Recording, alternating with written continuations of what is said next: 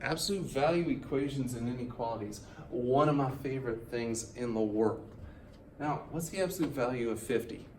That's right, 50. What's the absolute value of negative 50? Yeah, 50. So when we are solving these, you're going to want to kind of keep these steps in mind. Step 1, isolate the absolute value. Step 2, you're going to set up two equations, and I'll show you all this.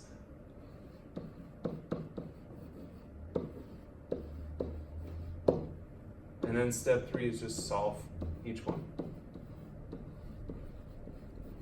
Okay, so on this one, the absolute value of x plus 5 is 11. We are going to isolate those absolute value symbols, which means get it to be the only side of the only thing on that side of the equal sign. So first I'm going to have to get rid of plus 5. By doing what? Yes, subtracting 5, minus 5, minus 5.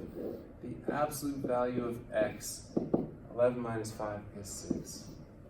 This is where we're going to set up two equations. The easiest thing you can do is the first equation, you just drop the absolute value symbols. So x equals 6. Great. The other equation, you write it without the symbols, but you make the answer the opposite of itself. So x could also equal negative 6. Now, step 3 says solve each one. These are already solved. These are our two solutions here. Because if we substitute those back in, absolute value of 6 is 6, plus 5 is 11. Great, that works. If I substitute in negative 6, the absolute value of negative 6 is positive 6, plus 5 is 11.